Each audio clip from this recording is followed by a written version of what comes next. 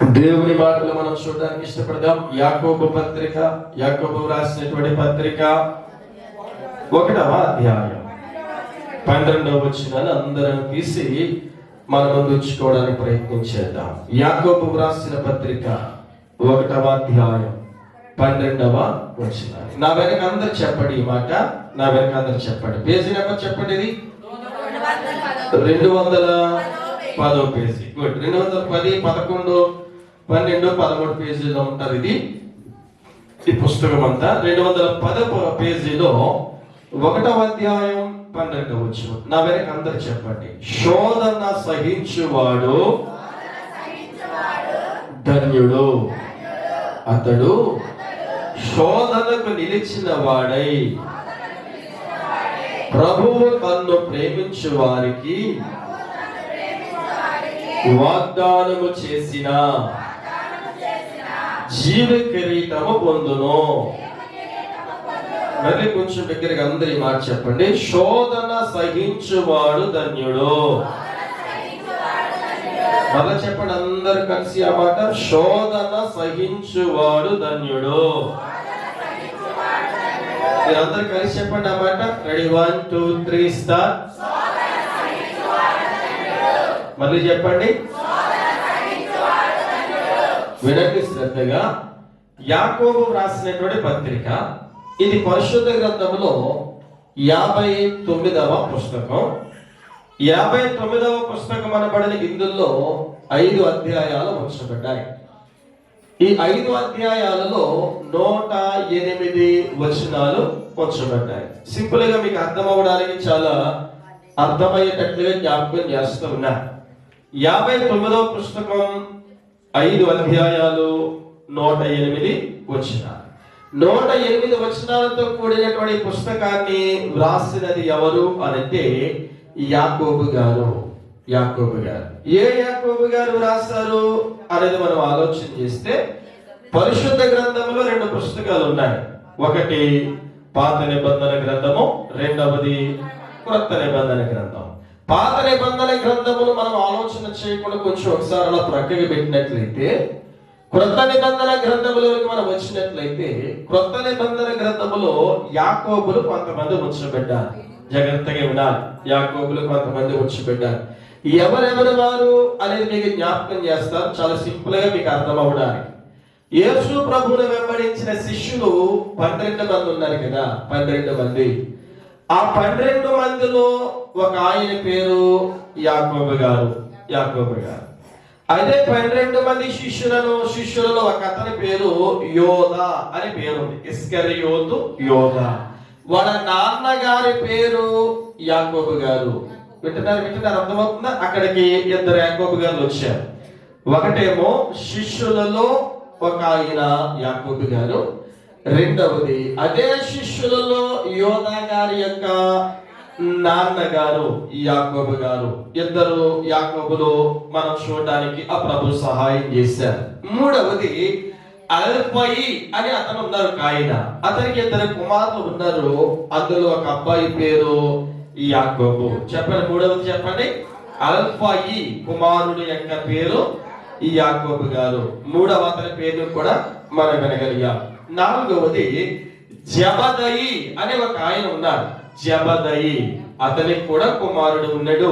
అతని కుమారుడి పేరు కూడా యాకోబు. కానీ అల్ఫయి కుమారుడు యాకోబు, జబదయి కుమారుడు యాకోబు. అక్కడికి ఎంతమంది వచ్చారంటే 4 యాకోబులు వచ్చారు పరిశుద్ధ గ్రంథంలో, క్రొత్త నిబంధన గ్రంథంలో.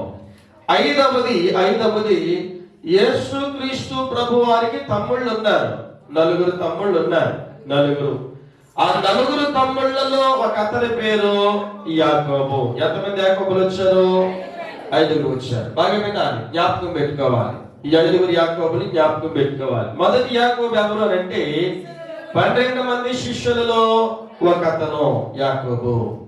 రెండవది 12 మంది శిష్యులలో ఉన్నటువంటి ఇస్కరియోతు యోధా గారి యొక్క నాన్నగారు యాకోబు గారు 2. మూడవది అల్ఫయి కుమారుడు యాకోబు గారు. 4వది జబదయి కుమారుడు యాకోబు గారు. 5వది యేసు ప్రభు వారి యొక్క తమ్ముళ్ళు నలుగురు ఉంటే తమ్ముళ్ళ నలుగురులో ఒక అతను యాకోబు గారు. ఇంతకీ పుస్తకాన్ని రాసింది ఎవరు అని అంటే యేసు క్రీస్తు ప్రభు వారి యొక్క తమ్ముడైన యాకోబు గారి ద్వారా ఈ 5 అధ్యాయాలు వ్రాయబడ్డాయి. 5 అధ్యాయాలలో ఉంచబడిన 108 వచనాలు కూడా వ్రాయబడ్డాయి. దేవునికి మహిమ కలుగును గాక. ఒకసారి చేతులెత్తి స్తోత్రం చెప్పండి. దగ్గరగా చెప్పండి హల్లెలూయా. వినండి, శ్రద్ధగా వినాలి. యేసు ప్రభు తమ్ముడైన యాకోబు గారు ఉన్నారు కదా, ఈయన యేసు ప్రభు వారు 33.5 సంవత్సరాలు భూమి మీద ఉంచబెట్టారు. 30 సంవత్సరాలు వాళ్ళ నాన్నగారితో ఉన్నారు, యోసేపు గారితో. 3.5 సంవత్సరాలు పరలోకమందున్న తండ్రి చిత్తమును భూమి మీద నెరవేరుస్తూ పరిచర్య చేశారు. యేసు ప్రభు పరిచర్య చేసినప్పుడు ఎంతో మంది మారు మనసు పొందారు, రక్షించబడ్డారు, యేసు ప్రభుని నమ్ముకున్నారు.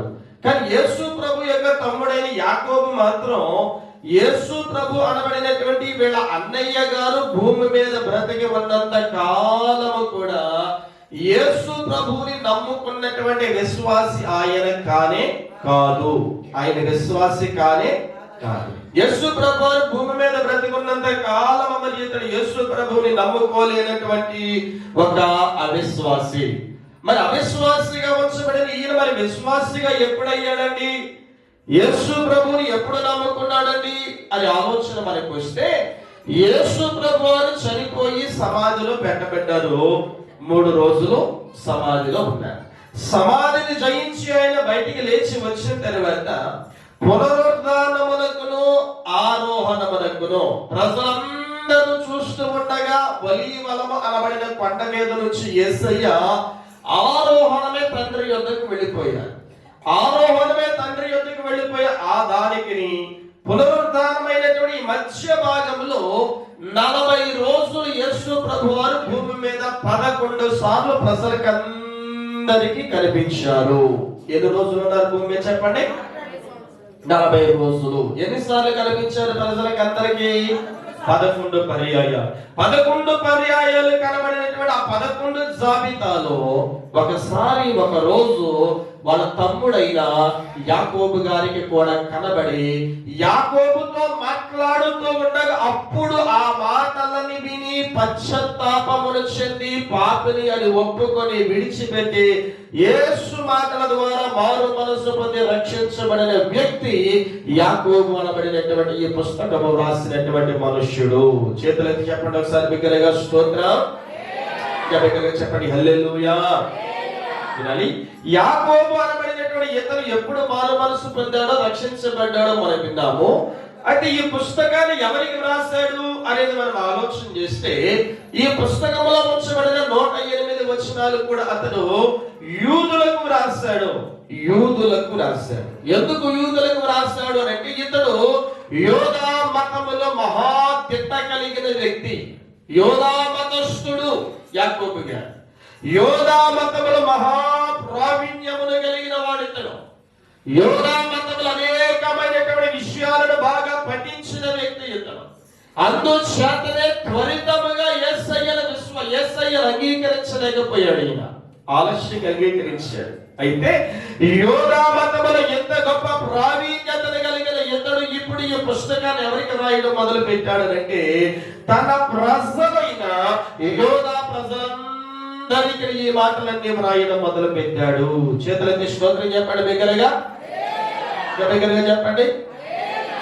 యోధా అనబడి ప్రజలకు వ్రాసాడు కదా, మరి యోధా అనబడి ప్రజలకి ఎవరెవరికి వ్రాస్తాడు అన్నది మనం ఆలోచన చేస్తే పరిశుద్ధ గ్రంథంలో మొట్టమొదటి అధ్యాయంలో 1వ వచనంలో స్పష్టంగా జ్ఞాపకం చేస్తాడు ఆయన. ఏమని జ్ఞాపకం చేస్తాడు ఆయన అంటే 1వ వచనాన్ని చూడండి. 1వ అధ్యాయం 1వ వచనాన్ని చూస్తే దేవుని యొక్కయు ప్రభు అయిన యేసుక్రీస్తు యొక్కయు దాసుడైన యాకోబు అన్య దేశముల యందు చెదరి ఉన్న 12 గోత్రముల వారికి శుభమని చెప్పి వ్రాయినది. ఈ మాట వినండి.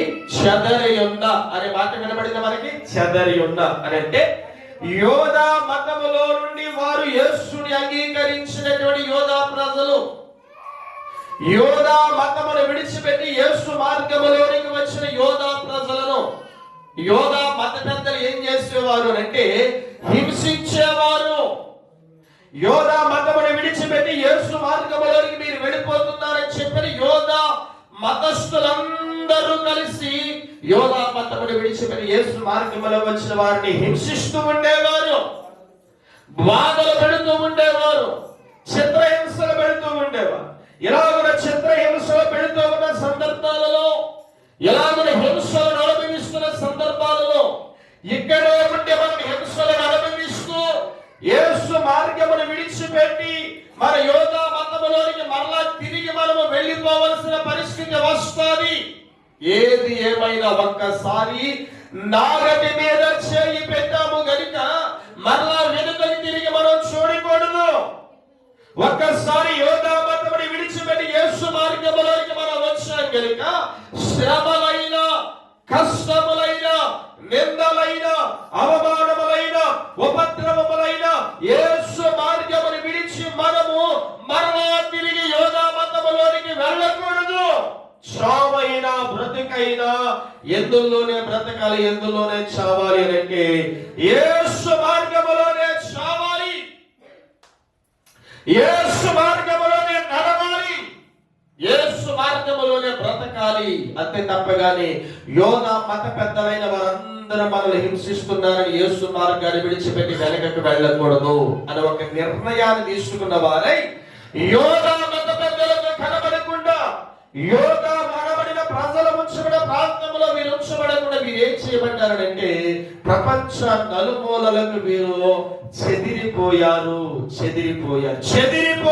కానీ మార్గమును విడిచిపెట్టి మరలా యోధా మతములోనికి వెళ్ళిన వారు కాదు. యోధా మతమును విడిచిపెట్టి వచ్చినటువంటి విశ్వాసులు. చేతులెత్తి ఒకసారి స్తోత్రం చెప్పండి బిగ్గరగా. పెద్దగా చెప్తాం హల్లెలూయా. మాట వినాలి, మాట బాగా ఆలోచన చెయ్యాలి. అలా చెదిరిపోయినటువంటి నలుదిక్కులో ఉంచబడిన యోధా ప్రజలకు రాస్తున్నాడు ఈ మాటల్లో. యోధా ప్రజలారా, మీరందరూ ప్రపంచవ్యాప్తంగా చెదిరిపోయారు. అయితే చెదిరిపోయిన మీకు నేను రాస్తున్నటువంటి దేవుని మాటలు ఇవి అని ఈ మాటలన్నీ కూడా ఇప్పుడు ఎవరికి రాస్తున్నాడు అంటే యోధా మతములో నుండి వచ్చి యేసు మార్గములో ఉంచబడి శ్రమల పాలై, ఇబ్బందుల పాలై యోధా మతములోనికి తిరిగి వెళ్లకుండా ప్రాంతాన్ని విడిచిపెట్టి చెదిరి వెళ్ళిపోయినటువంటి యోధా ప్రజలందరికీ ఈ మాటలన్నీ యాకోబు గారు రాస్తా ఉన్నారు. చేతులెత్తి ఒకసారి బిగ్గరగా స్తోత్రం చెప్పండి. ఇంకొంచెం బిగ్గరగా చెప్తాం హల్లెలూయా. ఈ మాటలు బాగా ఆలోచన చేస్తే ఈ 108 వచనాలు మీరు చదివితే ఎలా ఉంటాయో తెలుసా? ఇతర మాటలన్నీ చాలా ముక్కుసూటిగా ఉంటాయి. మన భాషలో మనం మాట్లాడాలి అంటే ఈ మాటలన్నీ ఎలా ఉంటాయి? చాలా స్ట్రైట్ ఫార్వర్డ్ గా ఉంటాయి మాట. ఆ ప్రజలకు ఇతడు ఏం చెబుతున్నాడు అంటే చాలా స్ట్రైట్ ఫార్వర్డ్ గా చెబుతున్నాడు మాటలన్నీ. ఏదో అలా తిరిగి, ఎలా తిరిగి, అటు తిరిగి, ఇటు తిరిగి చెబుదామన్న ఆలోచన చెప్పట్లేదు ఇతడు. ఎలా మాట్లాడుతున్నాడు ఇతనంటే చాలా స్ట్రైట్ ఫార్వర్డ్ గా మాట్లాడుతున్నాడు. మీకు అర్థం అవడం కోసం 1-2 వచనాలు ఇందులో మీకు జ్ఞాపకం చేస్తాను. ఒకసారి చూడండి. ఇదే 1వ అధ్యాయం 2వ వచనం చూడండి. మీకు అర్థం అవడం కోసం ఈ మాటలు నేను మీకు జ్ఞాపకం చేస్తాను. వాళ్ళని పిలిచే పిలుపుని బట్టి ఇలా మాట్లాడుతున్నాడు. ఏమన్నాడంటే నా సహోదరులారా, మీ విశ్వాసములకు కలుగు పరీక్ష ఓర్పును పుట్టించునని ఎవరికి చాలా అక్కడ తాగుదాం. మొదటి మాట ఏం జ్ఞాపకం చేస్తుంది అంటే ఓ విశ్వాసులారా, ఓ సహోదరులారా, మీరు చాలా విశ్వాసం కలిగి ఉన్నారు. అయితే మీరు పరీక్షల గుండా వెళుతున్నారు. ఎంతవరకు ఈ పరీక్షలను మేము భరించాలి, ఎంతవరకు దేవుడు మమ్మల్ని పరీక్షిస్తాడు, ఎంతవరకు ఆ దేవుడి పరీక్షలో మీరు నిలబడాలి అని మీరు అనుకుంటున్నారేమో అని చెప్పిన వాడితో స్ట్రైట్ గా ఒక మాట చెబుతున్నాడు. ఏమన్నాడు తెలుసా? ఆ దేవుడు మీలో ఆయన చూసినప్పుడు ఆయన అనుకున్నట్లుగా ఓర్పు అనేది మీలో కనబడే వరకు కూడా మిమ్మల్ని పరీక్షలకుండా ఆయన తీసుకుని వెళతాడు. ఈ మాట వినాలి. చాలా సందర్భాలు మనం అనుకుంటాం కదా, ఈ పరీక్షలు నేను భరించలేకపోతా ఉన్నాను, ఈ పరీక్షలు నేను సహించలేకపోతున్నా, ఈ పరీక్ష నేను తట్టుకోలేకపోతున్నాను. అలాంటి వారికి సూటిగా చెబుతున్న మాట ఏమిటో తెలుసా? దేవుడు చూసినప్పుడు నిన్ను ఆయనకు ఎలాగునైతే ఇష్టమో నీలో ఓర్పును చూడడం, అది నీలో కనబడే వరకు కూడా దేవుడు నిన్ను దేని గుండా నడిపిస్తాడనంటే పరీక్షల గుండా నడిపిస్తాడు. అప్పటి వరకు నీ జీవితంలో ఏవి నిన్ను విడిచిపెట్టవనంటే పరీక్షలు విడిచిపెట్టవు, పరీక్షలు విడిచిపెట్టవు. బాగా వినాలి, చదువుకున్న పిల్లలకి చదువంతా అయిన తర్వాత పరీక్షలు పెట్టబడతాయి. వారు పాస్ అవుతారా ఫెయిల్ అవుతారా అనేది ఆ పరీక్ష తర్వాత తెలియపరచబడతారు. కానీ దేవుని పిల్లలైనటువంటి మనకు మొదట పరీక్ష నీవు ఓర్పు కలిగి ఉన్నావా లేదా? ఓర్పును కలిగి నీవు నడిపించబడుతున్నావా లేదా? దేవుడు నీలో ఆయన అనుకున్నంత ఓర్పు చూసే వరకు నీకు ఖచ్చితంగా ఏమి పెడుతూ ఉంటాడు అంటే పరీక్షలు పెడతానే ఉంటాడు. నీవు అవునన్నా పెడతాడు, కాదన్నా పెడతాడు, తీసేయమైనా తీయడు, పెట్టమన్నా పెట్టడు.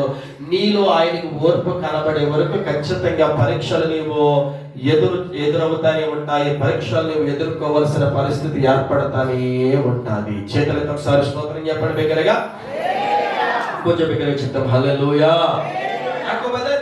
యోధా ప్రజలారా, మీ అందరి జీవితాలు దేవుని నమ్ముకున్న తర్వాత ఎక్కువ పరీక్షలు అయిపోయినాయి నా జీవితంలో. దేవుణ్ణి నమ్ముకున్న తర్వాత విశ్వాసంలో ముందుకు వెళ్ళే కొలది ఇప్పుడు పరీక్షలు నా వల్ల అవడం లేదని అనుకుంటున్నారు. మీ వల్ల అవడం లేదని అనుకోవడం కాదు, దేవుడు మీరు ఆయన అనుకున్నంత ఓర్పు చూసే వరకు కూడా మీకు ఏం పెడతానే ఉంటాడు, ఖచ్చితంగా పెడతాడు ఆయన. తీయమన్నంత వరకు కూడా తీయడు ఆయన. నీవేమవ్వాలో తెలుసా? దేవుడు అనుకున్నంత సంపూర్ణమైన ఓర్పులోనికి నేను వచ్చేయాలి. యోబు దేవుడు ఆయన అనుకున్నంత ఓర్పులోనికి యోబు గారు వచ్చేసారు.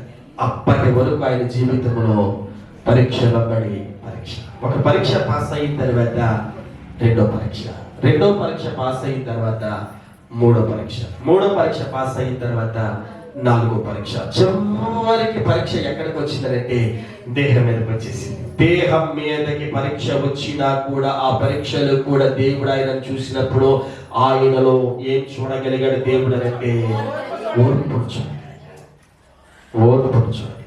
ఆ ఓర్పును చూడబట్టే యోబు జీవితంలో దేవుడు ఏమి ఇవ్వగలిగాడనంటే ఆ దేశంలోనే యోబుని ఎలా చేయగలిగాడు చెప్పండి?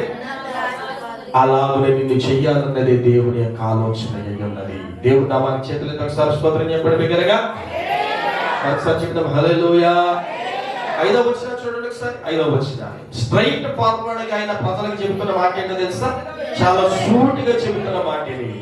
మీలో ఎవరికైనాను జ్ఞానము కొదువగా ఉన్న ఎడల అతడు దేవునిని. అక్కడ వరకు బాగానే చదువుతాం మనం,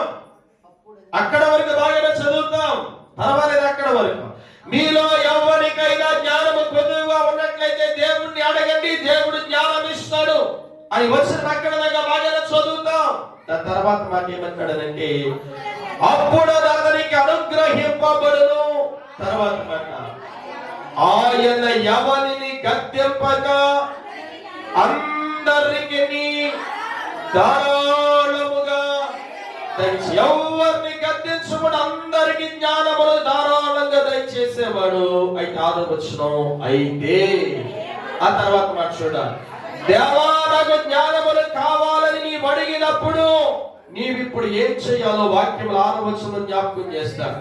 అయితే అతడు ఏమాత్రమును సందేహింపక విశ్వాసముతో. మరి సందేహం తడిగితే ఏమవుతుంది? తర్వాత మాట సందేహించువాడు గాలి చేత రేపబడి ఎగిరిపడు సముద్ర తరంగమును. అడిగే విషయంలో ఏమి ఉండకూడదు? సందేహం ఉండకూడదు. సందేహం లేకుండా దేవుణ్ణి అడిగితే ఖచ్చితంగా ఏమివ్వగలిగిన వాడు అంటే జ్ఞానం. ఏ జ్ఞానం ఇవ్వగలిగిన వాడైనా చెప్పండి, ఏ జ్ఞానం ఇవ్వగలిగిన వాడు? ఏ జ్ఞానం? మరి చెప్పండి. పైనుండి వచ్చి పరలోకపు జ్ఞానం. గుడ్, మంచిది అన్నారు, థ్యాంక్ యూ. తర్వాత ఏ జ్ఞానం ఇవ్వగలిగిన వాడైనా? అసలు జ్ఞానం ఎందుకు అడుగుతున్నావు నీవు నేను? అసలు నీకెందుకు జ్ఞానం అవసరం? సందేహించకుండా దేవుడిని జ్ఞానం అడుగుతున్నావు కదా, ఎందుకు నీకు జ్ఞానం అవసరమో, ఎందుకు దేవుడు నీకు జ్ఞానం ఇవ్వాలి చెప్పండి. మంచి ఆలోచించదాన్ని. అందుకంటే ఇక్కడ సందేహించకుండా అడగండి జ్ఞానాన్ని. ఒకవేళ మీరు సందేహించి అడిగారేమో ఏం జరుగుతుంది అన్నాడు 6వ వచనములో. ఏమన్నాడు? గాలి చేత రేపబడి ఎగిరిపడు సముద్ర తరంగములను మీరు పోలి ఉంటారు. సందేహించకుండా అడగాలి. ఎందుకు అడగాలో తెలుసా? శ్రమల చేత కొట్టబడుతున్నాను నేను, కష్టాల చేత నడిపించబడుతున్నాను నేను, ఇబ్బందులు కొలిమిలో పడవేయబడి ఉన్నాను నేను. వీటన్నింటిలో నుండి నేను ఎలాగున జ్ఞానముగా నేను నడుచుకోవాలో ఆ జ్ఞానం నీవు నాకు, అది కావాలి. జ్ఞానం, ఆ జ్ఞానం కావాలి. అది సందేహించుకున్నాడుగా. ఇక్కడ కూర్చున్న మనందరూ ఎవరు శ్రమల గుండా ప్రయాణం చేయలేని వారు ఉన్నారు, ఎవరు అవమానముల గుండా ప్రయాణం చేయలేని వారు ఉన్నారు, ఎవరు నిందల గుండా ప్రయాణం చేయలేని వారు ఉన్నారు, ఎవరు ఇబ్బందులు కొలిమిలో పునమవేయబడలేని వారు ఉన్నారు అని అంటే అందరూ ఆ కోవకు చెందిన వారమే. అయితే ఆ కోవకు చెందిన వారిలో అందరికీ దారిలో ఎలాగున ప్రయాణములు చేయాలో తగిన జ్ఞానం కొదువుగా ఉన్నది, కొదువుగా ఉన్నది. అందుకని వాటన్నింటిలో ఎలాగున ప్రయాణం చేయాలో, శ్రమల మధ్యలో జ్ఞానములు ఎలా నడుచుకోవాలో, జ్ఞానయుక్తములు ఎలా ముందుకు వెళ్ళాలో ఆ జ్ఞానం అడగడం కోసమే దేవుడు యాకోబు ద్వారా ఏమన్నాడంటే అడిగేది ఏదైనా సూటిగా దేవుడిని అడగాలి. ఆ జ్ఞానం ఇవ్వని దేవుడిని మనము అడగాలి. చేతులెత్తి చెప్పండి ఒకసారి బిగ్గరగా స్తోత్రం, బిగ్గరగా చెప్తాం హల్లెలూయా. దేవుడిని అడుగుతున్న జ్ఞానం ఏమని అడుగుతున్నా తెలుసా? నా కుటుంబాన్ని ఎలాగున నేను నడిపించుకోగల తగిన జ్ఞానాన్ని నాకు గుడ్, మంచిదే కాదను, ఆ జ్ఞానం అవసరం కాదను. నా పిల్లల్ని ఎలాగో పెంచాలో తగిన జ్ఞానం నీవు నాకు ఇవ్వి అని అడుగుతున్నాం కాదను, అది కూడా మంచిది. నేను నా భవిష్యత్తులో ఎలాగో మీ కొరకు ఎదుట నడవాలో జ్ఞానం ఇవ్వండి ప్రభు అని అడుగుతున్నాం, అది మంచిది. వీటన్నింటికంటే ముఖ్యమైన జ్ఞానం నీకు ఏది అవసరమో తెలుసా? నీవు శ్రమల మధ్యలో ఉన్నప్పుడు ఎవరు నీకు జ్ఞానం నేర్పి అందులో నుంచి బయటికి రావడానికి ఆలోచన చెప్పగలిగిన వారు ఎవ్వరు ఉండరు, ఎవ్వరు ఉండరు. ఆ జ్ఞానమే నీకు తోడుగా నిలిచింది, ఆ జ్ఞానమే నీకు నీడవలి వెంటాడింది. అందుకని మనము దేవుణ్ణి సూటిగా సందేహించకుండా ఏమనగాలో తెలుసా? పైనుండి వచ్చే పరలోక జ్ఞానం. ఆ జ్ఞానమే జ్ఞానం అంటే ఈ రీతిగా నేను బయటికి రావాను అనే జ్ఞానం. రెండవది ఆ మాట జ్ఞాపకం చేస్తాడు ఆయన. మూడవ మాట చూడండి ఒకసారి 19వ వచనాన్ని చూస్తే 19వ వచనంలో ఆయన లాగంటాడు. ఏమని మాట్లాడతాడంటే 19వ వచనంలో, నా ప్రియ సహోదరులారా మీరి సంగతి ఎరుగుదురు కనుక ప్రతి మనుష్యుడు వినుటకు వేగిరపడువాడును మాటలాడుటకు నిదానించువాడునై ఉన్నాడు. చాలు ఎక్కడ చాలా మాటలు ఉన్నాయి. సూటిగా యోధా ప్రజలతో చెబుతున్న మాట్లాడి తెలుసా? వినడానికి ఏం చెయ్యాలి, మాట్లాడడానికి ఏం చెయ్యాలి, చాలా సూటిగా చెబుతున్నమాట. మాట్లాడడానికి నిదానించాలి, వినడానికి ఏమవ్వాలి అంటే వినడానికి దేవుడు అనుగ్రహింపజేసిన 2 చెవులు, మాట్లాడడానికి దేవుడు అనుగ్రహింపజేసిన ఒకే ఒక్కరు. ప్రపంచంలో ఎక్కడికి వెళ్ళినా ఒకటే నోరు 2 చెవులు. అంటే ఎక్కువ వినాలి, తక్కువ మాట్లాడాలి. అదే చెబుతున్నాడు వాక్యం, అదే చెబుతున్నాడు. ఇలాగ చెబుతూ చాలా సూటిగా ప్రజలైన వారందరికీ మాటలన్నీ కూడా ఆయన జ్ఞాపకం చేస్తున్నాడు. ఇలా చదువుకుంటూ వెళితే చాలా చాలా విషయాలు ఉన్నాయి. అయితే ఈ రోజు ఉదయకాల సమయంలో నేను మీకు ఏమి జ్ఞాపకం చేయాలని అనుకుంటున్నానంటే, ఎన్ని అధ్యాయాలు ఉన్నాయని చెప్పని విన్నాం మనం. చెప్పండి, ఎన్ని అధ్యాయాలు ఉన్నాయి? 5 5 అధ్యాయాలు ఉన్నాయి. ఒక్కొక్క అధ్యాయానికి ఉన్నటువంటి వివరణ ఏమిటో ఒక 5 మాటలు ఈ అధ్యాయాలను బట్టి నేను మీకు జ్ఞాపకం చేసి నా మాటలు నేను ముగిస్తాను. ఇంటికి వెళ్ళిన తర్వాత ఈ పుస్తకాలంతా చదవడానికి మీరు ఇష్టపడాలి. ఎందుకంటే బైబిల్ అంతా చదువుతున్నటువంటి మీరు, బైబిల్ చదవడానికి ప్రారంభించిన మీరు మొట్టమొదటి ఈ పుస్తకాన్ని కనుక మీరు కంప్లీట్ చేసేయగలిగితే, ఈ పుస్తకాన్ని కనుక చదివేయగలిగితే, బైబిల్ అంతా కూడా చదువుతూ ఉండగా దేవుడు మీకు చదువుతూ ఉన్నప్పుడు వచ్చేటువంటి శ్రమలలో నుండి, కష్టాలలో నుండి, ఇబ్బందుల్లో నుండి, అవమానములో నుండి, అపజయాల్లో నుండి మీరు ఎలాగున ఎదుర్కొంటూ బయటకు వచ్చి బైబిల్ కంప్లీట్ చేయాలో అనేటువంటి జ్ఞానాన్ని దేవుడు మీకు అనుగ్రహింపచేయగలిగారు. అందుకని ఈ పుస్తకాన్ని మీరు మొదట కంప్లీట్ చేయండి అని చెప్పడం జరుగుతాం. మహా అయితే ఒక 15 నిమిషాలు. గత రాత్రి నేను చదివినప్పుడు నాకైతే ఓ 15 నిమిషాలు పట్టింది. 108 వచనాలు కూడా నేను జాగ్రత్తగా ధ్యానపూర్వకంగా నాకు చదివితే, మీరు కొంచెం స్పీడ్ గా చదవగలిగితే త్వరగా అవ్వచ్చు, లేదంటే కొంచెం లేట్ గా చదివితే ఇంకొక పావు గంట పట్టొచ్చు. అంతకు మించి ఎక్కువ టైం ఏమి కూడా పట్టనే. కనుక మీరు దేవుని చదువులు జాగ్రత్తగా ఈ పుస్తకాలంతా చదవాలని ప్రేమతో మీకు అందరికీ తెలియజేస్తున్నా. మొదటి అధ్యాయాన్ని మనం ఆలోచన చేస్తే, ఒకసారి మొదటి అధ్యాయాన్ని చూడండి. అందరిలో మొదటి అధ్యాయంలో ఎన్ని వచనాలు ఉన్నాయి అంటే 27 వచనాలు ఉన్నాయి. చూడండి, ఉన్నాయి 27 వచనాలు ఉన్నాయా? 27 వచనాలు చదవను కానీ 27 వచనాలకు ఉంచబడినటువంటి వివరణ ఏమిటో ఒక్క మాటలో నేను మీకు జ్ఞాపకం చేస్తాను. 27 వచనాలకు ఉంచబడిన వివరణ ఏమిటో ఒక్క మాటగా మీకు తెలియజేస్తాను. వినాలి. ఆ ఒక్క మాటను వినండి, శ్రద్ధగా వినాలి. యేసు ప్రభువుని అంగీకరించినటువంటి నా జీవితంలో, యేసు ప్రభువుని అంగీకరించిన నీ జీవితంలో శ్రమలు అనేవి ఖచ్చితంగా వస్తాయి. చెప్పండి, వస్తాయా? దగ్గరగా చెప్పండి, మళ్ళీ చెప్పండి. వచ్చినప్పుడు ఏం చెయ్యాలో మొదటి అధ్యాయం జ్ఞాపకం చేస్తుంది. ఏం చెయ్యాలి అని అంటే పోరాడాలి. చెప్పండి, ఏం చెయ్యాలి? గట్టిగా చెప్పండి ఆ మాట, మళ్ళీ గట్టిగా చెప్పండి. ఏం చెయ్యకూడదు? పారిపోకూడదు. చెప్పండి, ఏం చేయకూడదు? సింపుల్ గా మీకు అర్థమయ్యేటట్లు జ్ఞాపకం చేస్తాను. ఈ మాట బాగా జ్ఞాపకం పెట్టుకోవాలి, మీ మనసులో ముద్ర పడిపోవాలి. మాట మొదటి అధ్యాయం అంతా కూడా ఏం చెబుతుందో తెలుసా? యేసు ప్రభువుని నమ్ముకున్న నా జీవితంలో శ్రమలు వస్తాయి, కష్టాలు వస్తాయి, నిందలు వస్తాయి, అవమానాలు వస్తాయి. నా జీవితంలో నేను ఊహించలేని సంఘటనలు నా జీవితంలో జరుగుతాయి. చాలా మంది ఆలోచన ఏమిటో తెలుసా?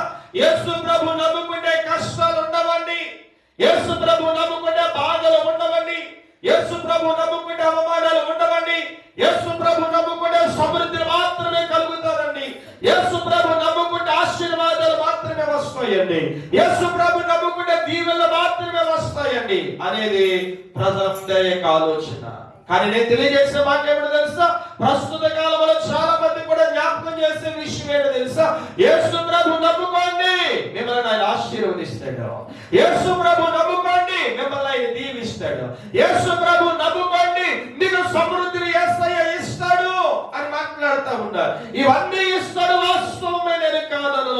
వాటన్నింటికంటే ముందుగా యేసు ప్రభు నమ్ముకున్న నీవు శ్రమల గుండా వెళ్ళక తప్పదు, కష్టాల గుండా వెళ్ళక తప్పదు, అవమానముల గుండా వెళ్ళక తప్పదు. యాకోబు అంటాడు మొదటి అధ్యాయంలో, ఎన్ని కష్టాలు నీ జీవితంలో వచ్చిన కష్టాల మధ్యలో పోరాడు, పారిపోకు. ఇబ్బందుల మధ్యలో పోరాడు, పారిపోకు. అవమానముల మధ్యలో, చెప్పండి ఆ 2 మాటలు చెప్పండి. అవమానముల మధ్యలో, తర్వాత మాట చెప్పండి. అవమానముల మధ్యలో, తర్వాత మాట ఆ మాట చెప్పండి. కానీ ఆ మాట చెప్పాలి, ఆ మాట నిందల మధ్యలో. నేను చెప్పిన మాట చెప్పొద్దు, నేను చెప్పిన మాట తర్వాత ఉన్నట్టు నా 2 మాటలు చెప్పండి. నిందల మధ్యలో పోరాడు, పారిపోకు అని మాట చెప్పండి. అప్పుడు మీకు అర్థమవుతుంది. ఉన్నారా? శ్రమలతో పట్టబడుతున్న వారు ఉన్నారా? కష్టాలతో, ఇబ్బందులతో, అవమానాలతో నలిగిపోతున్న వారు ఉన్నారా? ఎవరు లేరు అలాంటి వాడు? నేను లేనంటే అన్నవారు చేయి పైకి ఎత్తండి. ఎవరైనా ఉంటే నేను లేను అన్నవారు ఎవరైనా ఉంటే చేయి పైకి ఎత్తండి. ఆవిడికి ఆ చేయి మొత్తం మీద లాస్ట్ ఇయర్ బ్యాండేజ్ చేసాం కనుక ఇప్పుడు ఎత్తిందంతే. దేవుడు మహా గొప్ప కృప. తర్వాత అందరూ వెళ్ళిపోయి కొత్త దగ్గరికి వచ్చి మా అబ్బాయి కోసం ప్రార్థన చేయండి, మా అబ్బాయి అదొక పెద్ద కష్టం ఆవిడ. ఇప్పుడు గుళ్ళోకి వచ్చాక కష్టంగా నాకు కనిపించట్లేదు ఆవిడకి. చెప్తున్నారు అందరూ శ్రమల మధ్యలో ఉన్న వారిని. అవునే కదా, ఏదో శ్రమ, ఏదో కష్టం, ఏదో ఇబ్బంది, ఏదో అవమానం. చెప్పండి, ఏం చేయాలి నీ కష్టాల మధ్యలో నీవు? మళ్ళీ చెప్పండి, నేను ఏం చేయకూడదు? ఏం చేయాలి కష్టాల మధ్యలో? ప్రియ తల్లి, ప్రియ తండ్రి, ఏం చేయాలి? నీవెక్కడికి పారిపోయినా అక్కడ నీకు రెడీగా ఉంటాయి. ఉండవా? ఒక రోజు నక్క దేవుణ్ణి అడిగింది.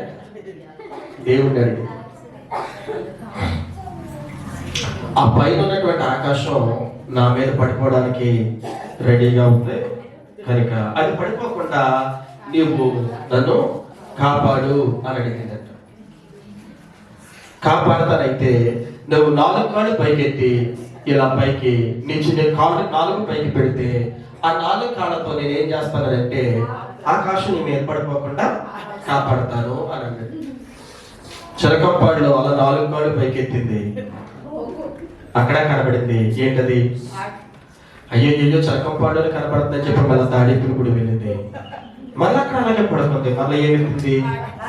ఇది ఎక్కడ కూడా తాడేపల్లి గుడిలో కూడా ఇక్కడ పడుకోవడానికి రెడీగా ఉంది. ఇక్కడ కూడా ఇది మొత్తం మీద దాన్ని విడిచిపెట్టట్లేదని మళ్ళీ ఎక్కడికి వెళ్ళిందనంటే తొలికి వెళ్ళింది. తణుకులో కూడా సేమ్ అలాగే పడుకుంది. తణుకులో కూడా ఏమవుతుంది? ఎక్కడికి వెళ్ళినా ఆకాశం వదులుతులేదని ఏంటని మళ్ళా దేవుణ్ణి అడిగిందంట. ఎక్కడికి వెళ్ళినా ఆకాశం పైన అలాగే ఉంటది. ఎక్కడికి వెళ్ళినా భూమి కూడా కింద అలాగే. నువ్వు పారిపోవడం ఆపిస్తే ఏం చెప్పండి? నువ్వు పారిపోవడం ఆపిస్తే ఏం చేయడం మొదలు పెడతాను అనంటే వాటి మీద పోరాడి గెలవడం మొదలెడతావు. చెప్పండి, ఏమవ్వకూడదు? చెప్పండి, ఏమవ్వకూడదు? ఏం చెయ్యాలి? పోరాడాలి వద్దా? పోరాడుతున్నావా? మరి శ్రమల మధ్యలో నీవు దేవుడితో పోరాడుతున్నావా? యాకోబు నేర్పిస్తున్నాడు, యాకోబు తెలియజేస్తున్నాడు. దేవుని బిడ్డగాని ఒక్కసారి ఆయన రక్తంలో కడగబడిన తరువాత నీవు యేసయ్యతో ఏం చేయాలి అంటే పోరాడాలి. యెహోవా రేవు దగ్గర చెప్పండి రాత్రంతా ఏం చేశాడు? అసలు చెప్పాలి, ఏం చేశాడు? రాత్రంతా పోరాడాడు. ఒక 5 నిమిషాలేనా? రాత్రంతా పోరాడాడు. ఒక గంట సేపేనా? రాత్రంతా పోరాడాడా? లేకపోతే మధ్యరాత్రి వరకేనా? ఈ మాట వినాలి. ఈయన పోరాడేది ఎప్పటి వరకు పోరాడాడు అంటే ఈ మాట వినాలి. మనమందరం పోరాడతాం కానీ ఎప్పటి వరకు పోరాడాలి తెలుసా? దేవుని ఆశీర్వాదము ఈయన తల మీద కురిపించబడే వరకు దేనిని విడిచిపెట్టలేదనంటే అది లెక్క. దేవుని ఆశీర్వాదం నీ మీద కృమ్మరించబడే వరకు దేనిని విడిచిపెట్టొద్దు తెలుసా? పోరాటాన్ని విడిచిపెట్టొద్దు. పారిపోవడం అది ఎవరి లక్షణం అనంటే పిరికి వారి లక్షణం. చెప్పండి, ఎవరి లక్షణం? పిరికి వారి లక్షణం. యుద్ధ భూమిలో ఒక సైనికునిగా నిలబడిన తరువాత, ఆయుధాలన్నీ పట్టుకున్న తరువాత యుద్ధ భూమిలో నిలబడిన ఈ సైనికుడు ఏం చెయ్యాలో తెలుసా? వెనక్కి తిరిగి పారిపోకూడదు. పోరాడాలి. ఎలా పోరాడాలి? అయితే శత్రువునైనా చంపేయాలి, లేకపోతే ప్రాణాలైనా అర్పించేయాలి. కానీ ఏది ఆపకూడదనంటే పోరాటం ఆపకూడదు. ఎక్కడికి వెళ్ళిపోకూడదనంటే పారిపోయి వెనకకి వెళ్ళిపోకూడదు. ఈ క్రైస్తవ యాత్రలో ఒక సైనికురాలిగా ఉంచమని నీ జీవితంలో కూడా పిరికితనం కలిగి పారిపోకూడదు. ఏమవ్వాలో తెలుసా? పోరాటముల విజయాన్ని మనం సాధించగలిగిన వారినిగా ఉండాలి. చేతులతో ఒకసారి బిగ్గరగా స్తోత్రం చెప్పండి. అందరూ బిగ్గరగా చెప్తాం. అందరూ హల్లెలూయా. అందుకు నీకు నాకు ఏం కావాలి అంటే జ్ఞానం కావాలి. ఏం కావాలి చెప్పండి? అందుకు కావాలి జ్ఞానం. మొదటి అధ్యాయం 2వ అధ్యాయంలోకి వచ్చేయండి. 2వ అధ్యాయంలో కూడా ఎన్ని వచనాలు ఉన్నాయి? 26 వచనాలు ఉన్నాయి. మీరు ఇంటికి వెళ్ళగా చదవండి విషయాలన్నీ. ఏ వచనాన్ని నేను చదివించట్లేదో ఇంటికి వెళ్ళగా చదవడానికి ప్రయత్నం చేయండి. 26 వచనాలు ఉన్నాయి 2వ అధ్యాయం. ఉన్నాయా? చూడండి ఒకసారి అందరూ. 2వ అధ్యాయం అంతా కూడా మనకి ఏం తెలియజేస్తూ ఉన్నదంటే 2వ అధ్యాయం అంతా కూడా మనకి చెప్పే విషయం ఏంటో తెలుసా? యేసయ్యను గురించి మనము అనేకమైన విషయాలు మనం నేర్చుకుంటాం. యేసయ్యను గురించి అనేకమైన విషయాలు మనం నేర్చుకుంటాం. నేర్చుకున్న విషయాలన్నింటినీ కూడా మనం ఏం చెయ్యాలి అని అంటే పాటించాలి. చెప్పండి, రెండో మాట చెప్పండి. ఏం చేయాలి చెప్పండి? పాటించాలి. నేను నేర్చుకున్న విషయాలన్నీ ఏం చేయాలి? పాటించాలి. అన్ని విషయాలు పాటించాలి, కానీ కొన్ని విషయాలే పాటిస్తాను అని అనకూడదు. చెప్పండి, ఎన్ని విషయాలు పాటించాలి? అన్ని విషయాలు పాటించాలి. కొన్ని విషయాలే నేను పాటిస్తాను అని అనకూడదు. ఏమండి, కొన్ని విషయాలు నేను పాటిస్తే ఏమిటి, అన్ని విషయాలు పాటిస్తే ఏమిటి అనేది మీకు అర్థం అవ్వాలి అని అంటే, ఇప్పుడు 3 మాటలు విన్నాం కదా మేము. మొదటి అధ్యాయంలో 3 మాటలు విన్నాం కదా. పరీక్షలు వస్తాయి, పరీక్షలో ఎలా ఉండాలి? ఓర్పు కలిగి ఉండాలి అని మొదటి మాట విన్నాం కదా. రెండవది మనం దేవుడిని ఏం అడగాలని విన్నాం? మనం జ్ఞానం అడగాలి అని విన్నామని రెండవ మాట. మూడవది మనం ఏం విన్నామనంటే వినడానికి వేగర పడాలి, మాట్లాడడానికి నిదానించాలి. ఈ 3 మాటలు విన్నాం కదా మనం. అన్ని విషయాలు పాటించాలి అని అన్నప్పుడు ఎన్ని విషయాలు పాటించాలి? 3లో 3ని పాటించాలి. 3ని పాటించాలి. 3 విషయాలలో 2 పాటించి 1 పాటించకుండా మనం ఉన్నట్లయితే, వింటున్నామా? 3 విషయాలు పాటించాలి. ఏమిటా 3 విషయాలు? ఎన్ని పరీక్షలు వచ్చినా నేను ఓర్పును కలిగి ఉండాలి అనేది నువ్వు పాటించాలి. రెండవది, నా జీవితంలో ఏ శ్రమ వచ్చినా జ్ఞానం కలిగి నేను శ్రమ ఎదుర్కోవాలి అనేది పాటించాలి. మూడవది, నేను వినడానికి వేగల పడతాను, మాట్లాడడానికి నిదానిస్తాను అనేది పాటించాలి. ఈ 3 నువ్వు పాటించగలిగితే ఒక రోజు దేవుని ముందు నిలబడినప్పుడు దేవుడు నీకు ఎన్ని మార్కులు వేస్తాడనంటే 100కు 100 మార్కులు వేస్తాడు. అందుకని అన్ని విషయాలు పాటించాలి. లేదు 3 విషయాలు కాదని 2 విషయాలు నువ్వు పాటించగలిగితే దేవుని దగ్గర నువ్వేమవుతావనంటే 100 మార్కులకి నీవు ఏ 40 మార్కులు 50 మార్కులు మాత్రమే సాధించగలుగుతావు. 2వ అధ్యాయం అదే నేర్పిస్తున్నాడు. మన జీవితాలలో ఏమేమి విషయాలు నేర్చుకుంటున్నామో, మన జీవితంలో ఏమేమి విషయాలైతే వింటున్నామో వాటన్నింటినీ మనం పాటించాలి. ఏ ఒక్క దానిని కూడా మనము విడిచిపెట్టకూడదు. 2వ అధ్యాయం మనకి నేర్పిస్తున్నటువంటి సత్యం అది. 3వ అధ్యాయంలోకి వచ్చేద్దామా? 3వ అధ్యాయంలోకి వస్తే త్వరగా నేను ఈ మిగతా 3 అధ్యాయాలు చెప్పి నేను వాక్యాన్ని ముగిస్తాను. 3వ అధ్యాయం ఎన్ని వచనాలు ఉన్నాయంటే 18 వచనాలు ఉన్నాయి. చూడండి, అందరికి కూడా ఉన్నాయా? 18 వచనాలు ఉన్నాయి. 18 వచనాలు. ఈ మాట జాగ్రత్తగా వినండి. ఈ 3వ అధ్యాయం అంతా కూడా చాలా ప్రాముఖ్యమైన ఒక అవయవముల గురించి మాట్లాడతారు. చాలా ప్రాముఖ్యమైన ఒక అవయవాన్ని గురించి మాట్లాడతారు. ఏ అవయవం అంటే చెప్పండి. మానవ శరీరంలో, మనందరి శరీరాల్లో 206 ఎముకలు ఉన్నాయి. చెప్పండి, ఎన్ని ఎముకలు ఉంటాయి? బిగ్గరగా చెప్పండి, ఇంకొంచెం గట్టిగా చెప్పండి. అందరూ కలిసి ఎన్ని ఎముకలు ఉంటాయి? మగవాళ్ళు తగ్గితే ఒక ఎముక తగ్గొచ్చు, మగవాళ్ళు తగ్గితే ఒక ఎముక తగ్గొచ్చు. ఎందుకంటే దేవుడు ఏం చేశాడు? ఒక ఎముక తీసేసాడు కదా. మరి మనం ఏం చేయలేదు, ఖాళీగా ఉంటుంది భాగం కదా. ఇంకా మళ్ళీ దేవుడు ఎముకతో పెట్టి పోడ్చలేదు. ఇంకా అందుకని వాస్తవంగా అందరి బాడీలో ఎన్ని ఎముకలు ఉంటాయంటే 206 ఎముకలు ఉంటాయి. ప్రతి మనిషికి కూడా 600 కండరాలు వచ్చబడతాయి. మసల్స్ అంటారు కదా, మసల్స్. ఎన్ని మసల్స్ ఉంటాయి? 600 దాకా మసల్స్ ఉంటాయి, కండరాలు వచ్చబడతాయి ప్రతి మనిషికి కూడా. ప్రతి మనిషి బాగా ఆలోచన చేస్తే 70 లేక 80 వరకు కనబడేవి, కనబడని లోపల మనకి అవయవాలు వచ్చబడతాయి. కనబడే అవయవాలైనా కనబడకుండా లోపల వచ్చబడిన అవయవాలైనా ఎన్ని ఉంటాయి చెప్పండి? ఒక 80 వరకు వచ్చబడతాయి. 70 లేక 80 అవయవాల వరకు వచ్చబడతాయి. పైకి కనబడేవి చెప్పండి, కళ్ళు, ముక్కు, నోరు, ఇవన్నీ కనబడుతున్నాయి కదా. పైకి కనబడకుండా లోపల వచ్చబడి ఉన్నాయి కదా కొన్ని అవయవాలు. గుండె, లివరు, కిడ్నీస్ కనబడకుండా ఉంటాయి. ఇలాగ మొత్తం మీద పైకి కనబడకుండా ఉంచబడే అవయవాలు దాదాపు ఒక 80 అవయవాల దాకా ఉంచబడతాయి. అయితే అన్ని అవయవాలలో ఒకే ఒక అవయవానికి యాకోబు గారు ఒక ప్రాధాన్యత ఇచ్చారండో. దానికి ఎముక లేదట. ఏమి లేదు చెప్పండి? చెప్పండి, ఏమి లేదు? ఎముక లేదంట దానికి. ఎముక మరి ఎవరికైనా ఎముక ఉందో లేదో నాకు తెలియదు, కానీ నాలుగుకి ఎముక లేదంట. ఎముక లేదంట. కానీ అదేం చేస్తా చెప్పండి? చెప్పండి, ఏం చేస్తుందంట? ప్రపంచానికి అంతటిని కూడా ఒక మంచి విధమైనటువంటి ఆలోచనలు కూడా అది అనుగ్రహించవచ్చు. అందుకే యాకోబు అంటాడు 3వ అధ్యాయంలో, నాలుక అంటే నాలుక ద్వారా పలికే ప్రతి పదానికి ఏముందనంటే శక్తి ఉన్నది. చెప్పండి, నాలుక ద్వారా పలికే ప్రతి పదానికి ఏముంది చెప్పండి? మళ్ళీ చెప్పండి, శక్తి ఉంది. ఒకసారి నేను మీకు జ్ఞాపకం చేసినట్టు గుర్తు. ఒక ఇద్దరు స్నేహితులు జ్ఞాపకం చేసినా, ఒకసారి మీకు జ్ఞాపకం చేసినట్టు గుర్తు. ఒక ఇద్దరు స్నేహితులు బాగా చదువుకున్నారు. చదువుకున్న తర్వాత ఒక అతను హైయర్ స్టడీస్ కోసం సిటీకి వెళ్ళాడు. ఒక అతనేమో కొంచెం హైయర్ స్టడీస్ కోసం సిటీకి వెళ్ళక ఊళ్ళోనే ఉండిపోయి వ్యవసాయం చేయడం మొదలు పెట్టాడు. వ్యవసాయం ఓ 2 సంవత్సరాల తర్వాత ఇద్దరు మరలా కలిస్తే వీళ్ళిద్దరు మాట్లాడుకుంటారు, బాబు ఎలా ఉన్నారా, ఎలా ఉన్నావా, ఎలా ఉన్నావా, ఎలా. సిటీ నుంచి వచ్చిన అతను ఏమన్నాడంటే, ఆ దేవుడు మహా గొప్ప కృపను బట్టి నేను చాలా బాగున్నాను. దేవుడు నాకు మంచి భార్యను ఇచ్చాడు, మంచి పిల్లల్ని ఇచ్చాడు, మంచి ఇల్లు కూడా ఇచ్చాడు నాకు అని ఇతను అన్నాడు. ఇప్పుడు ఇతను అడిగితే ఊళ్ళో ఉన్నటువంటి ఈ వ్యవసాయం చేసి అతను అన్నాడు, ఏ దూరా జీవితం అలాగా పోతుంది అన్నాడు. ఏమన్నా చెప్పండి, జీవితం అలా పోతుంది అన్నాడు. సర్లే చెప్పి మళ్ళీ ఎవరి కాళ్ళకి ఎవరి పనుల మీద వెళ్ళిపోయారు. మళ్ళీ 4 సంవత్సరాల తర్వాత మళ్ళీ కలిస్తే మళ్ళీ ఇద్దరు కలిసి మాట్లాడుకుంటున్నారు. ఏం ఎలా ఉన్నావు, ఏంటి బాబు అని అడిగితే, ఈ సిటీ నుంచి వచ్చిన ఆయన ఏమన్నాడంటే, ఆ దేవుని మహా గొప్ప కృపను బట్టి నేను ఇంకా చాలా బాగున్నాను.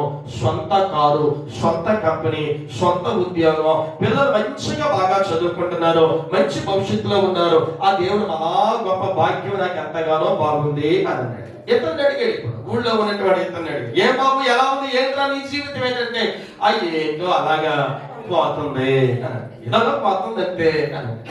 పోతుంది అన్న వాడికి జీవితం అలాగే పోయింది.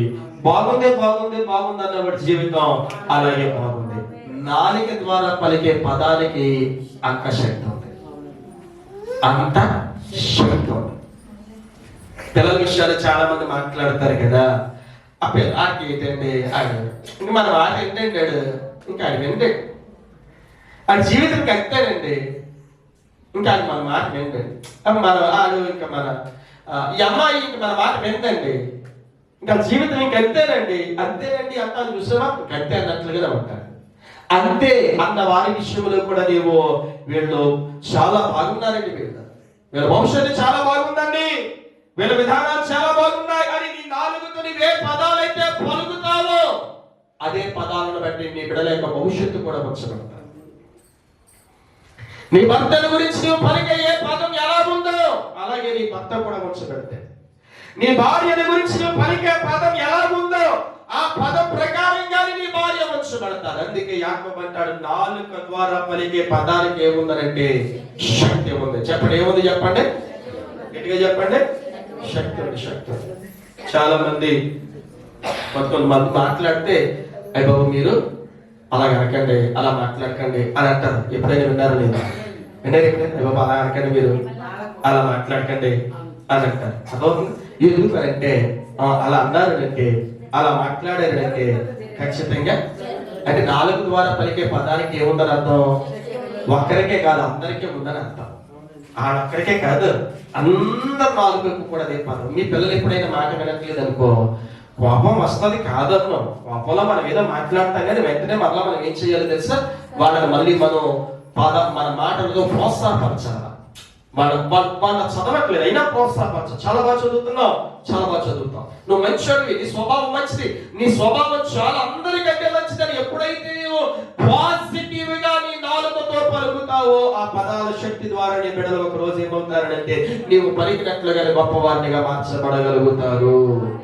విశ్వాసం లేదనుకోండి మీకు ఎవ్వరికి, అందుకని అప్పుడు చేతులంటే స్తోత్రం చెప్పడానికి ఎవరు ఇష్టపడ్డం లేదు. చెప్పండి, నాలుగుతో పలికే ప్రతి పదానికి ఏముంది చెప్పండి?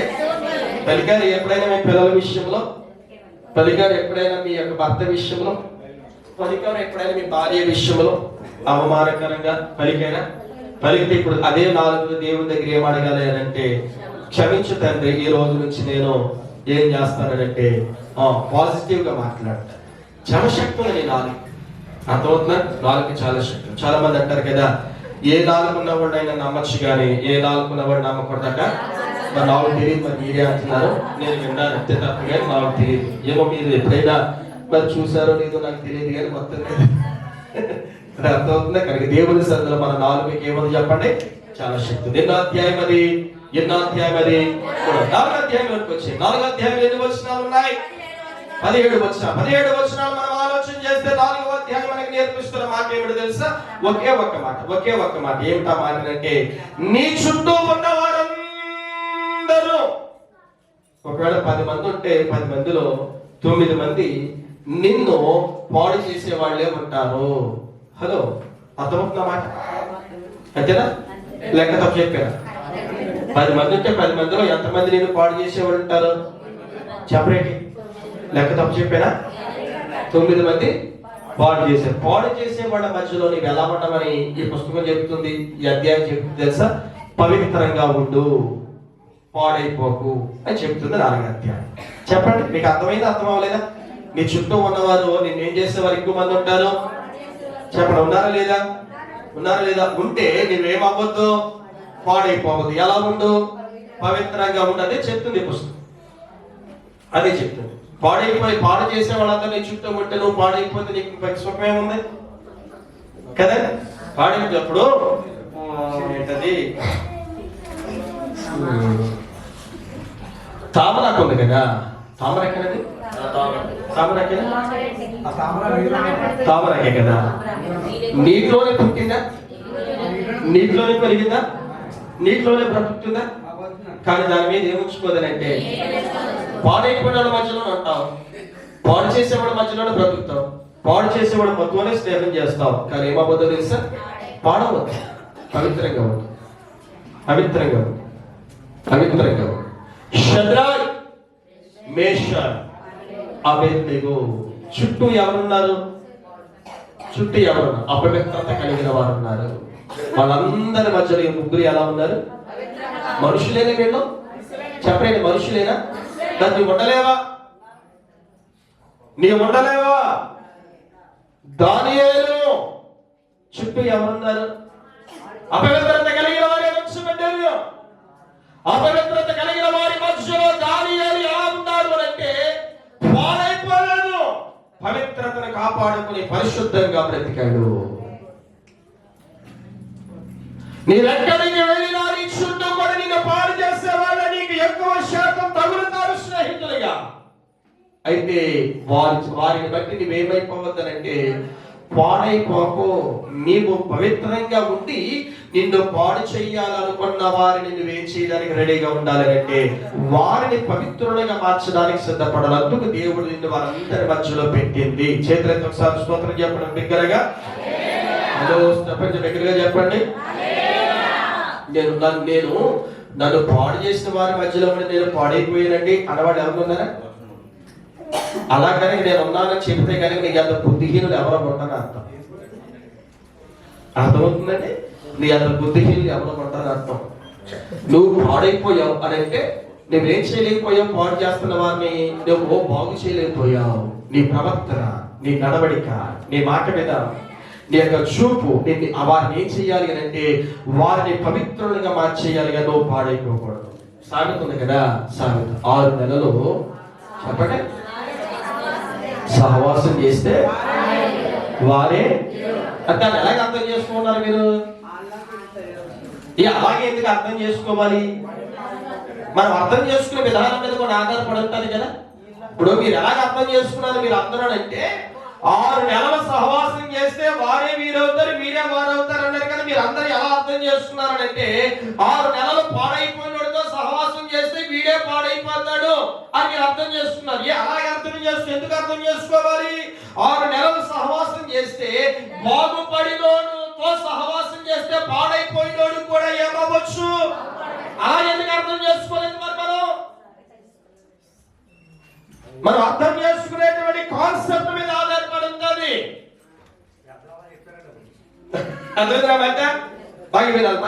ఆలోచించి వాక్యం చెబుతున్న మాట అది. దేవుని సన్నిధిలో ప్రార్థనలో నీవు పాడైపోయావు అంటే, నా చుట్టూ ఉన్న వారందరూ కూడా ప్రార్థన లేని వారండి, అందుకు పాడైపోయినండి. అలా కాదు, ప్రార్థనలో నువ్వు పాడైపోయావు అంటే నీ చుట్టూ ఉన్న వారు ప్రార్థన లేని వారైతే నీవేం చెయ్యాలి? నీవు బాగుపడి నీ చుట్టూ ఉన్న వారిని కూడా ఏం చెయ్యాలి? ప్రార్థనలో బాగయ్యే విధంగా నీవు నడిపించాలి. అది చెబుతున్న మాట ఇది. 4వ అధ్యాయం. చివరికి 5వ అధ్యాయంలోకి వచ్చేద్దామా? 5వ అధ్యాయంలో ఆఖరిగా ఉన్నటువంటి మాటలు ఏంటో మనం చూద్దాం. 20 వచనాలు ఉన్నాయా? 20 వచనాలు ఉన్నాయి. ఆఖరిలో 5వ అధ్యాయంలో 20 వచనాలు చెబుతున్న మాట ఏంటో తెలుసా? నీకు శ్రమలు శ్రమలు శ్రమలు కష్టాలు నిందలు అవమానాలు ఎదురైనప్పుడు నువ్వు ఎలా ఉండాలో తెలుసా? ప్రార్థన శక్తిని కలిగి ఉండాలి. చెప్పండి, ఎలా ఉండాలి చెప్పండి. మరి చెప్పండి, ఏ శక్తి కలిగి ఉండాలి? ప్రార్థన శక్తిని కలిగి ఉండాలి. బాగా గమనించాలి. ఏ శక్తి కలిగి ఉండాలి చెప్పండి. మొదటి మాట ఆఖరి మాట, 2 మాటలు మీరు మొదటి అధ్యాయం ఆఖరి అధ్యాయం, మొదటి అధ్యాయం ఆఖరి అధ్యాయం, 2 అధ్యాయాలు చూడండి ఒకసారి. మొదటి అధ్యాయం ఆఖరి అధ్యాయం. చెప్పండి, మొదటి అధ్యాయంలో శ్రమలు ఖచ్చితంగా ఉంటాయి. ఆఖరి అధ్యాయంలో శ్రమలు ఖచ్చితంగా ఉంటాయి. మొదటి అధ్యాయం ఏం చేయాలి? పోరాడాలి, పారిపోకూడదు. ఆఖరి అధ్యాయంలో ఏం చేయాలి? ప్రార్థనలో శక్తిని పెంచాలి. ఎందులో శక్తి పెంచాలి చెప్పండి. హలో, గట్టిగా చెప్పండి. ఎందులో శక్తి పెంచాలి? ప్రార్థనలో శక్తిని పెంచాలి. మొదటి అధ్యాయం ఆఖరి అధ్యాయం, 2 అధ్యాయాలు మనకు అర్థమైన ఎన్ని అధ్యాయాలు ఉన్నాయి మధ్యలో? 3 అధ్యాయాలు. 3 అధ్యాయాల్లో మనకు అర్థం అవ్వాల్సినటువంటి అధ్యాయం ఏమిటంటే 2వ అధ్యాయం ఏం చెబుతుందంటే నేర్చుకున్న విషయాలన్నీ పాటించాలి. సగం కాదు 2వ అధ్యాయం. మరి 3వ అధ్యాయం ఏం నేర్పిస్తుంది? పలికే నాలుగు ద్వారా పలికే ప్రతి పదానికి ఏముందనంటే శక్తి ఉంది. 3వ అధ్యాయం. 4వ అధ్యాయం ఏం నేర్పిస్తుంది మనకనంటే చెప్పండి, 4వ అధ్యాయం ఏం నేర్పిస్తుంది?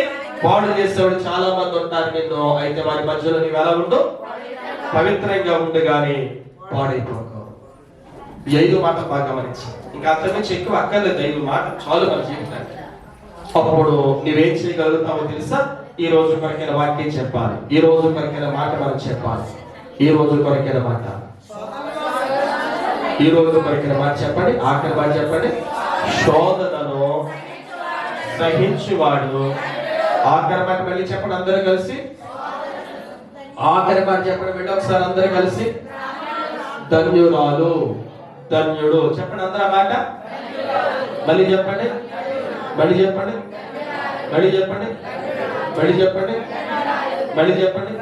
మత్తయి సువార్త 5, 6, 7 తీయదు, ఇంటికెళ్ళి చదవండి. మత్తయి సువార్త 5, 6, 7 3 అధ్యాయాలు మనం చదివితే ఈ మత్తయి కూడా యూదులకే రాశాడు. మత్తయిలో ఉంచబడే 3 అధ్యాయాల్లో ఉంచబడే విషయాలన్నీ కూడా యాకోబు గారు కూడా ఈ పుస్తకంలో రాశారు. ఆ 3 అధ్యాయాలు చదివితే 3 అధ్యాయాలు యేసు ప్రభు నాటి నుండి చేసిన ప్రసంగములలో కొన్ని అంశాలు ఉంటాయి. మన చిన్నపిల్లలు తెలియజేశారు కదా, చిన్నపిల్లలు కొన్ని మాటలు చెప్పారు కదా. ఏ వాటికి ఏ పేరు పెట్టారు మీరు అందరు కలిసి? ఏ పేరు పెట్టారు? మళ్ళీ చెప్పండి. అవే ఎందుకు చెప్పించారు పిల్లలతో? అయ్యే ఎందుకు మాట్లాడించారు? యేసు ప్రభు చేసిన ప్రసంగం అది. ప్రసంగంలో ఆయన ఏమన్నాడు తెలుసా? ధన్యురాలివి నీవు అవ్వాలి, ధన్యుడవు నీవు అవ్వాలి. ప్రసంగంలో ప్రతి అంశానికి చివరి మాట అదే. నీతి నిమిత్తం హింసించబడి వారు, ఆకలి దప్పులు కలిగిన వారు.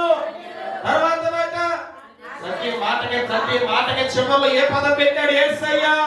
మరి ఆ ధన్యత నీకు కావాలా తల్లి? ఆ ధన్యత నీకు కావాలా తండ్రి? నీవు ధన్యుడివిగా ధన్యురాలిగా మార్చబడాలి అంటే ఈ 5 అధ్యాయాలు 5 మాటలు మనకి జ్ఞాపకం చేస్తున్నాయి. ఏమి జ్ఞాపకం చేస్తున్నాయి తెలుసా? శ్రమలు నా జీవితంలో వచ్చినప్పుడు నేను పోరాడతాను గాని పారిపోను. పోరాడిన నేను ఎలా ఉంటానంటే ధన్యురాలిగా ఉంటాను, ధన్యుడిగా ఉంటాను. ఆఖరి మాట, శ్రమలు నా జీవితంలో వస్తాయి, వచ్చిన నా జీవితంలో ఆఖరి మాట, ప్రార్థనా శక్తిని పెంచుతాను. అప్పుడు ప్రార్థనా శక్తి నన్ను ఏం చేస్తుందంటే ధన్యురాలిని చేస్తుంది, ధన్యుడిని చేస్తుంది. 2వ మాట, నేను విన్నటువంటి ప్రతి విషయాన్ని కూడా అనుసరిస్తాను, సగం కాదు. 2వ విషయం. 3వ మాట ఏమి జ్ఞాపకం చేస్తుందంటే 3వ మాట చెప్పండి. 3వ మాట దేనికి ఉంది? పదాలకు ఏముందనంటే నేను పలికే ప్రతి పదాన్ని బట్టి నేను ఎలా మార్చబడతానంటే ధన్యుడిగా మార్చబడతాను. తర్వాత 4వ అధ్యాయం ఏమి జ్ఞాపకం చేస్తా ఉందంటే చెప్పండి, ఏం జ్ఞాపకం చేస్తుంది? నా చుట్టూ ఉన్నవారు నన్ను పాడు చేయడానికి రెడీగా ఉన్నా కూడా నేనేమవును? పాడవును. నేనేమవుతాను? నేను పవిత్రతను కాపాడుకుని పరిశుద్ధంగా ఉంటాను. నీవు పవిత్రతను కాపాడుకుని పరిశుద్ధంగా ఉంటే నీవెవరవనంటే ధన్యురాలివి, ధన్యుడివి. నిన్ను దేవుడు ఏం చేయాలనుకుంటున్నాడు తెలుసా? ఈ 2వ వారంలో ధన్యురాలిగా చెయ్యాలని అనుకుంటున్నాడు, ధన్యుడిగా చెయ్యాలని అనుకుంటున్నాడు. అయితే ఈ ధన్యురాలిగా ధన్యుడిగా చేయబడాలి అంటే ఈ 5 అర్హతలు మన జీవితంలో చాలా ప్రాముఖ్యమైనది. ఈ 5 అర్హతలు మనం కలిగి ధన్యుడిగా మార్చబడగలిగిన జీవితాన్ని కలిగి మనం నడవడానికి సిద్ధపడదాం. అట్టి కృప, అట్టి ధన్యత దేవుడు మనందరికీ అనుగ్రహింపచేయుడుగాక.